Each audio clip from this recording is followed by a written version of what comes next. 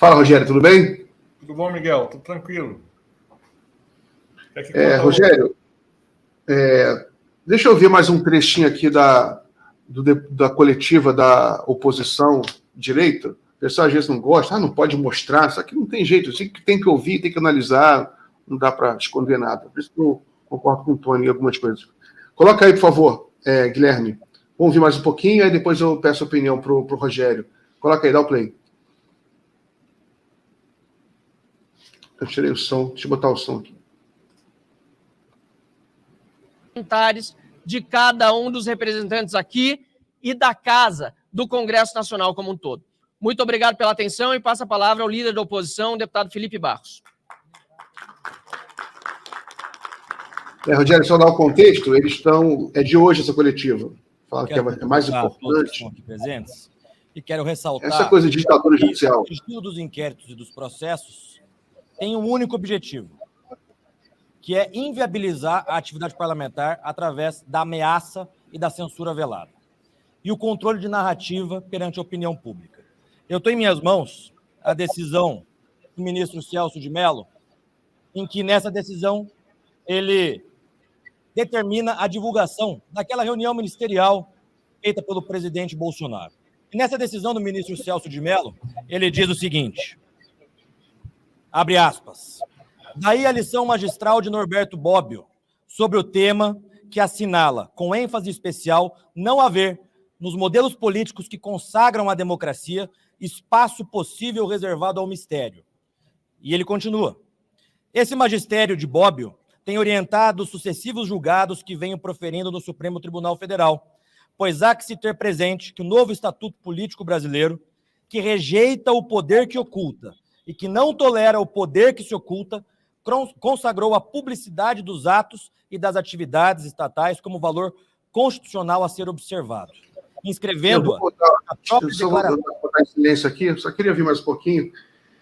Tem um superchat aqui do Zezito Oliveira, o que fazer para mitigar isso? Está se referindo aqui ao que eu estava conversando com o Tony, sobre essa dificuldade, né, a complexidade da relação do governo com o legislativo. Todo mundo sabe disso, a direita tem maioria no parlamento, é o grande desafio, é um dos grandes desafios do governo Lula, conseguir governar com o máximo de estabilidade possível diante de um parlamento maioria de direita, né? Ao mesmo tempo tem um centro com quem o Lula consegue manter um diálogo, ou tem conseguido, né?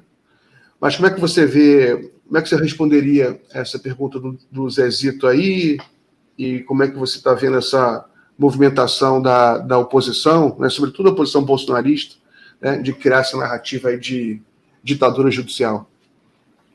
Olha, Miguel, eu não acompanhei essa coletiva, né, eu não sei exatamente qual é o ponto que ele estava defendendo ali, né, a partir da leitura do Celso Mello. Ele está defendendo que o fim do inquérito de fake news, né, aquele inquérito mais longo, e a transparência que o ministro Alexandre de Moraes divulgue, dê publicidade, é o principal, pelo que entendi desse começo aí, a publicidade a todos os inquéritos correndo contra deputados, contra parlamentares.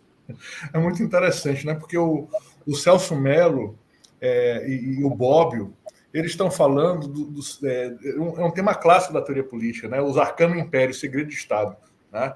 E estão argumentando que num Estado democrático e social de direito, as informações elas devem ser públicas, né? Especialmente no que diz respeito às informações da administração pública.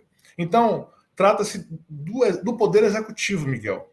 O Poder Judiciário trabalha com outro cenário, né? Que é o cenário que todo mundo conhece, segredo de justiça. Tem coisas que não podem vir a público, senão elas atrapalham as investigações e eventualmente até colocam em risco o próprio processo. Por exemplo, né, no direito de família, se existem crianças envolvidas na questão, esse processo não pode ser público, não pode todo mundo ter acesso a ele. E investigação sobre fake news, você não pode publicizar o que tá sendo investigado, senão as pessoas elas podem destruir provas, né, correr atrás de testemunhas, constranger testemunhas e tal. Então, essa é uma discussão, vamos dizer assim, consolidada no cenário jurídico, né? A discussão sobre que, sim, existem assuntos, especialmente no judiciário, também no executivo, viu, Miguel, que demandam segredo.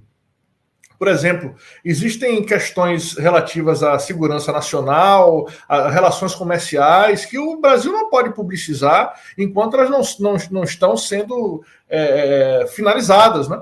Então, existe um planejamento interno do executivo também em relação a isso. Nesse caso específico da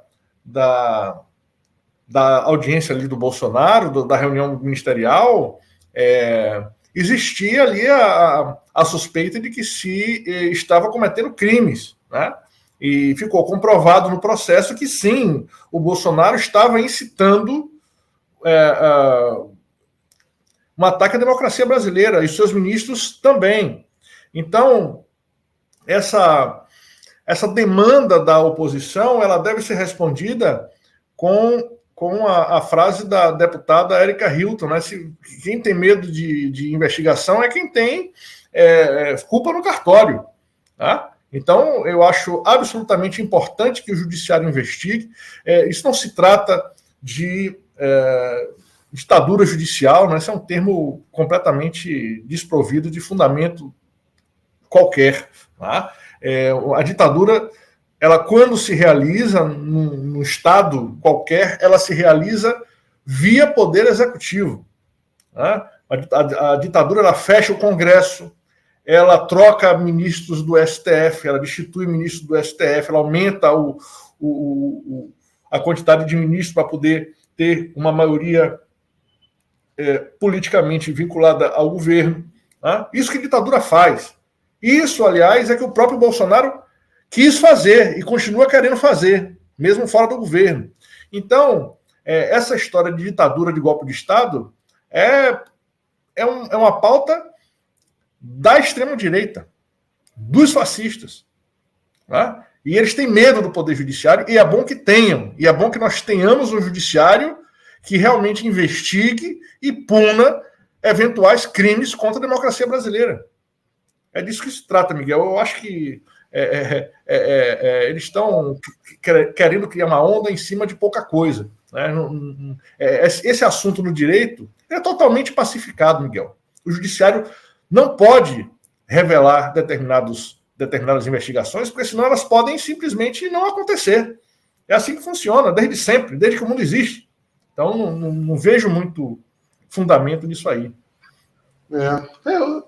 Que eu entendo que quem está sendo investigado ou condenado sempre vai achar que o judiciário está errado, né? Ou pelo menos quem se acha inocente tem esse viés muito claro, né? Eu acho interessante que esse debate eu acho muito interessante, porque no final das contas quem sai ganhando é a democracia, porque você tem um debate sobre os limites do judiciário, que é interessante para todo mundo, né?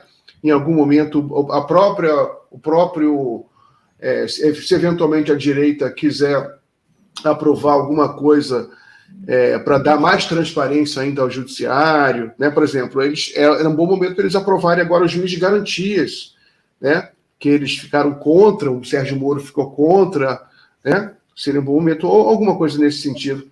Mas vamos mudar um pouco de assunto. Tem uma pesquisa aqui, duas pesquisas que eu queria a sua opinião também, e para a política, sai um pouco do direito. Tem uma pesquisa que sai hoje, São Paulo, né? Atlas Intel São Paulo, uma pesquisa boa para o Boulos, porque saíram as pesquisas que ele estava atrás, agora saiu essa pesquisa que ele continua na frente, embora empatado tecnicamente, mas numericamente à frente, com 36%, uma boa pontuação. Guilherme Boulos de São Paulo, 36%.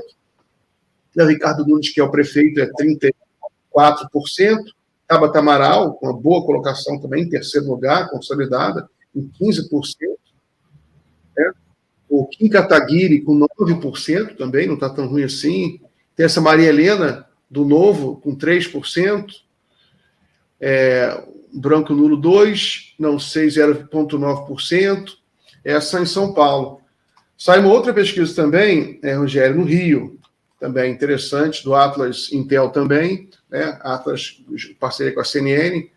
Essa aqui é uma pesquisa com menos candidatos, aqui o cenário é mais assim, consolidado, né? Você tem o prefeito Eduardo Paes, que está na frente, com 43%, e você tem o Alexandre Ramagem, que pela primeira vez aparece aí com um segundo lugar muito consolidado, com uma votação impressionante, a 31%. A ver que essa eleição aqui no Rio não vai ser tão fácil assim para o Paes, caso essa pesquisa, evidentemente, esteja correta. Bom, a boa notícia é que o Tarcísio está em terceiro, também uma posição muito forte, 13%. Né? Esses votos do Tarcísio não vão para o Alexandre Ramagem no segundo turno, vão inteiramente para o Paes. Então, no segundo turno, por esse cenário, eu estaria relativamente favoritismo do Paes no segundo turno. Mas como é que você vê esses dois cenários assim, e como é que você está vendo as eleições municipais como um todo? Olha, Miguel, é um cenário muito interessante, né? Porque, de alguma forma, a gente está diante da consolidação de um grupo político que circula em torno do Lula, né? Então, a gente está vendo aí com essas duas pesquisas, né? Especialmente, a gente não viu ainda o cenário no país todo, mas com essas duas pesquisas de Rio e São Paulo, a gente começa a perceber que está havendo realmente uma reação e um alinhamento em relação aos candidatos do campo progressista. Tá? Em São Paulo, o caso do Boulos é muito interessante, porque o Boulos é a primeira vez que ele está se candidatando a um cargo do Poder Executivo, e, quer dizer, com chance de vitória. Ele já se candidatou a presidente da República, mas ali é uma questão mais de projeção do partido, do nome dele, mas agora sim, ele está se candidatando a governador com muita chance de ganhar essa eleição, Miguel, em São Paulo, porque o Boulos, ele representa uma renovação da política. O paulista, ele gosta de testar nomes novos, né? Por isso que a Erundina foi eleita, o Haddad foi eleito, e agora o Boulos está num bom caminho, né? Eu sempre acreditei muito nessa candidatura do Boulos em São Paulo, porque ele se mostrou uma liderança política de grande envergadura. Eu acredito que Boulos é um daqueles ali que vai representar um pouco o processo de sucessão do Lula, né? Quando o Lula sair da política, né, ou mais para frente, é uma nova geração que, de alguma forma, nasce também a partir da existência de governos progressistas, como são os governos do PT. Né? Então, em São Paulo, eu acho isso muito interessante. Isso retira, vamos dizer assim, o governo das mãos da direita e da extrema-direita. Os governos paulistas estão lá há um tempo, né, Miguel? Então, eu acho essa novidade muito boa. No Rio de Janeiro, o Eduardo Paes sempre se mostrou um campeão de votos, né? O Eduardo Paes realmente ele tem um carisma e uma aceitação nas classes populares, em especial, assim, muito grande, né? Então, o Eduardo Paes, eu acredito que ele fez uma concertação política suficientemente forte para também enfrentar a extrema-direita, né? Mas também será, no caso do Eduardo Paes, Miguel, governo de coalizão mais ampla, né? No caso do Boulos, ainda não, né? No caso do Boulos, eu acho que ali é PT e PSOL e mais alguns partidos de esquerda, não é uma coalizão ampla, como será provavelmente o caso da eleição do Eduardo Paes, né? Então, em 2026, eu acho que essas são boas notícias, né, Miguel? Porque isso significa enfraquecimento do campo da extrema-direita nos estados mais importantes da federação, que é São Paulo e Rio de Janeiro, né? Vamos ver como é que vai ser Minas, como é que vai se comportar Minas Gerais. Mas São Paulo e Rio aí despontam com uma possibilidade muito boa da gente começar a partir dessas eleições municipais, limpar um pouco a política de personagens da extrema-direita, de extremistas, de radicais, né, que não tem somado para o desenvolvimento do país, né? Eu acho isso muito, muito interessante, muito bom de acontecer. Muito bem. Em Buenos Aires, teve uma manifestação muito grande contra o governo Milei, em favor do ensino público, né? O governo Milei está devastando a sociedade argentina, ele está fazendo um superávit da pior maneira possível, que é você simplesmente cortar todos os gastos públicos, você não está repassando para os estados, cortando drasticamente na saúde, na educação, usando inflação, sabe, sem reajuste, a inflação lá na Argentina é mais de 100% ao mês, né? Então, se você não reajustar um mês, né, você já come metade do salário do funcionalismo. Então, o Bruno Falsi, né, nosso amigo, você conhece também, está lá em Buenos Aires, está morando lá, está estudando lá, e também ele é correspondente do Cafezinho, e mandou um videozinho aqui. Coloca aí, por favor, Gui, um videozinho, só para a gente ver o que está acontecendo lá. Coloca aí, Gui.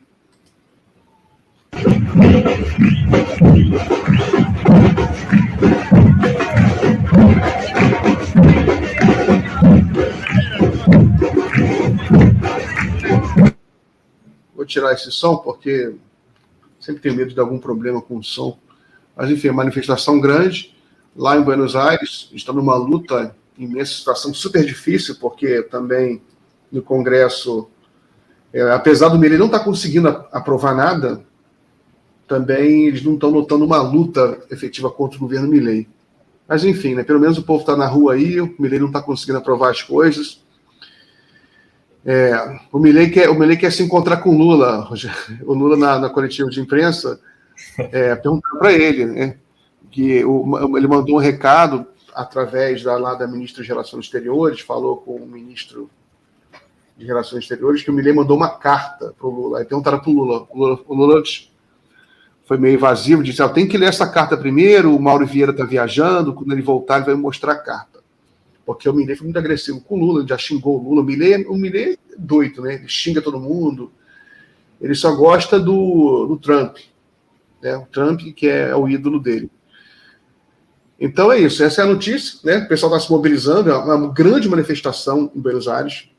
A esquerda argentina tem uma característica que ela é muito politizada e ela tem um poder de mobilização impressionante. E já são várias manifestações muito grandes na Argentina. Agora, vamos ver como é que isso vai se materializar na prática, né? Mas, enfim, é isso aí. Quer fazer algum comentário sobre a Argentina? Olha, Miguel, eu acho importante que a experiência das populações com o governo de extrema-direita era sempre muito negativa, porque são governos que funcionam na base do desmonte, como você disse, né? Foi o caso aqui do Bolsonaro no Brasil, que de tão incompetente nem desmontar direito ele conseguiu, mas no caso da Argentina, por ser um país menor, né, menos complexo que o Brasil, o Milei tem, né, a partir do governo central, condições de, mesmo também sendo uma pessoa complicada, né, fazer um estrago muito grande. Então, a população argentina está sentindo na pele aí o que o Brasil passou nos anos do Bolsonaro, e imagino que eles tenham condição também de reagir de forma mais efetiva, de forma mais impactante, exatamente por conta do tamanho da Argentina. Né? Uma manifestação dessa envergadura que a gente viu agora aqui no vídeo, ela é uma manifestação que, para a Argentina, é uma manifestação multitudinária, é muito relevante em termos políticos, e isso pode efetivamente motivar uma guinada uma guinada do Congresso argentino no sentido de ser mais contundente contra o presidente Milei. Né? Eu acredito que essa mobilização das ruas aí é um recado muito forte político, é um recado que a gente está precisando ter aqui também, né, Miguel? Um montante aqui de pressão também. A gente está aqui nas universidades públicas sofrendo aí com os cortes de verba, né? Nós estamos muito impressionados, né, com essa coisa de se dar quinquênio para o judiciário e cortar a verba de universidade pública, né? Então isso é muito assintoso, é muito desqualificada a movimentação que quer atingir eu acho que até mortalmente a universidade pública no Brasil. A gente precisa reagir a isso, mesmo se tratando de um governo que a gente sabe que é um governo simpático à universidade, mas que a gente sabe também que é um governo de ampla coalizão, né, Miguel? Então, o Lula pediu que a gente fizesse pressão. Eu acho que é importante essa pressão acontecer também, mesmo em governos que têm um perfil progressista, embora, repita, o governo do Lula não é um governo propriamente dominado pela pauta progressista, né? É um governo de ampla aliança, e assim foi necessário se fazer para enfrentar a extrema-direita.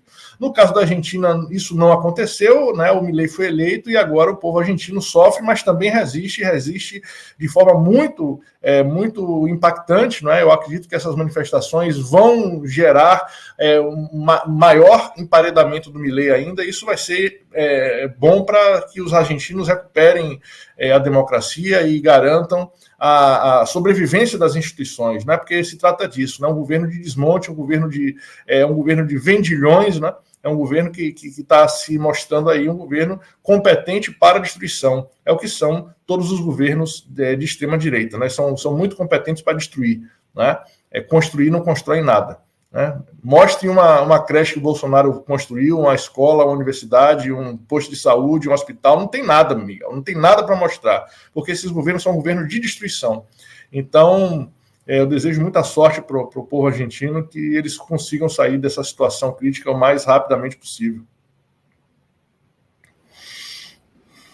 Você tocou num ponto que é realmente uma característica marcante desses governos de extrema-direita, que é a ausência total de projetos concretos para a sociedade. Não tem. Alguma coisa impalpável. Vamos fazer aqui uma nova ferrovia, né? Você vê que o Lula, o pessoal fala, não, o Lula, é injustiça falar que o Lula não tem projeto. O Lula, os governos de Lula, esse governo agora, ele ainda vai fazer as coisas, né? Não teve tempo ainda. Está no começo do segundo ano, mas nos governos anteriores, hidrelétricas, linhas de transmissão, mudou completamente a estrutura elétrica do país com as linhas de transmissão hidrelétricas e muita estrada, reforma de portos, aeroportos. Aumento de salário, né? Minha Casa Minha Vida, Bolsa Família, ou seja, são governos que realmente entregam, né? Expansão, a própria expansão do ensino, né? Agora, por exemplo, o Lula tem esse desafio de expandir o ensino integral, o ensino tempo integral, né? Os institutos federais, um desafio juntamente com a valorização dos professores, né?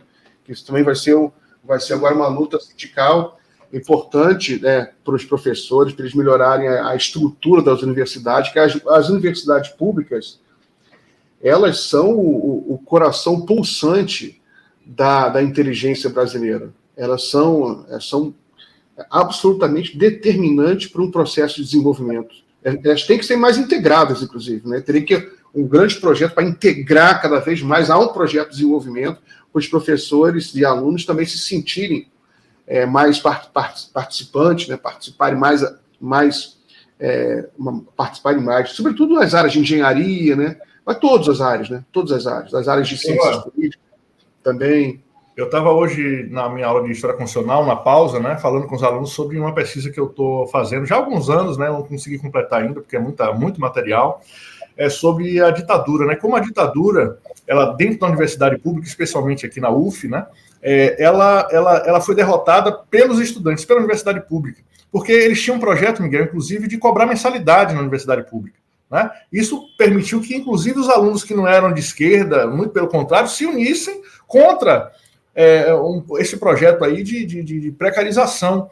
E isso foi fundamental para que houvesse aquela virada lá no final dos anos 70, no sentido de que a maioria da população estava demandando democracia. Né? Isso aconteceu a partir da liderança da universidade pública no processo, dos alunos, dos professores e toda essa massa crítica que conseguiu mudar a opinião pública no sentido de que a opinião pública entendesse que a ditadura era realmente um cancro, um problema para o país, um problema grave, que deveria ser superada. Então, Miguel, é muito importante que a gente consiga manter a universidade viva, né? E a gente está vendo esses sucessivos cortes, Miguel, que fazem com que a universidade sequer consiga acender as luzes até o final do ano.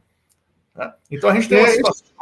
Esses cortes, Rogério, está havendo cortes de verba para as universidades. Esse ano de o ano de 2023, o orçamento das universidades federais foi menor que 2022? Sim. E agora 2024 está menor que 2023? E outra coisa, Miguel, para você ter ideia, né? Eu tinha esses dados na cabeça, agora tem tempo que eu não faço essas contas, mas o grau de investimento e de manutenção de coisas básicas na universidade, ele está caindo muito rápido.